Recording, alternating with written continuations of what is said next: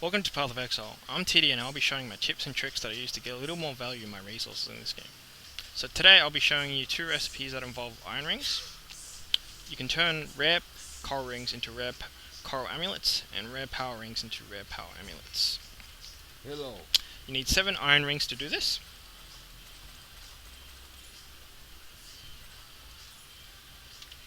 Also note that you can mix and match the iron rings to change the implicit roles of the power amulets and the coral amulets.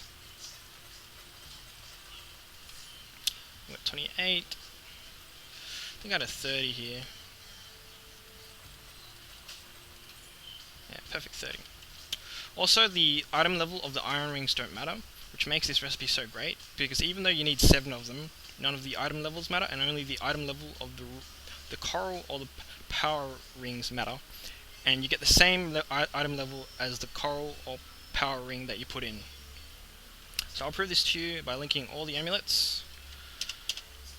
You can see they're all pretty much low level. This is 77, this is 79. Also, before you do this recipe, make sure that you're not doing any other recipes that override this recipe.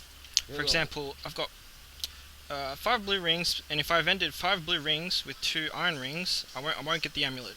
So I'll show you that here. So notice that I'm getting a blue iron ring.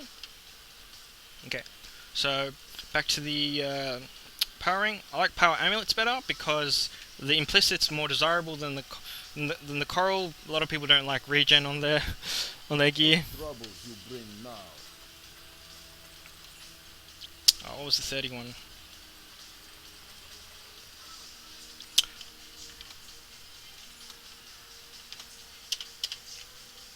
So as you can see here, none of the item levels of the iron rings matter. For the next recipe, a few of you might already know this, but you can turn a iron ring into a resist ring using a gem.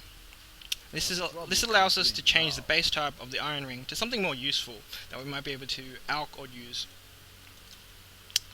Note that in this case, the item level of the iron ring is very important, and also changing the gems changes either the resistances or the rolls. So here we get 21, we get 26, put a different gem in, we get 28. So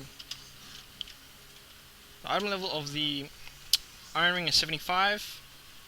Obviously gems don't have an item level. So we've got a 30 here. Take this. So we can, because this is more useful, we can alch it, and if it rolls decently, we're more likely to be able to sell to someone, because the resistance is useful.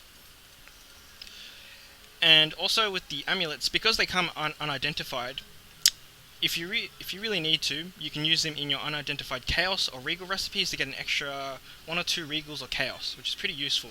Especially for the coral version, because people consider the coral amulet one of the worst. But for me, if the coral amulet rolls good enough, the implicit really shouldn't matter. However, it is true that the mana regen of the power amulet is more useful, and you're more likely to roll something decent and sell it. So let's go and ID this. Not that great. Not bad. We'll keep it for now. So hopefully these 2 recipes are of use to you and you've learned something. Also note that people generally don't tend to pick up iron rings. So whenever I group and map, no one picks these up. So this should be kind of easy to do.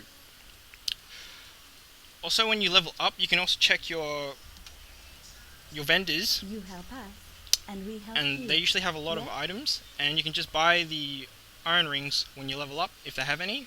And you can just make it a habit to check your other vendor for iron rings for these recipes to complete these, instead of having to farm them, or if you're running out. So hope these 2 recipes have helped you, and thank you.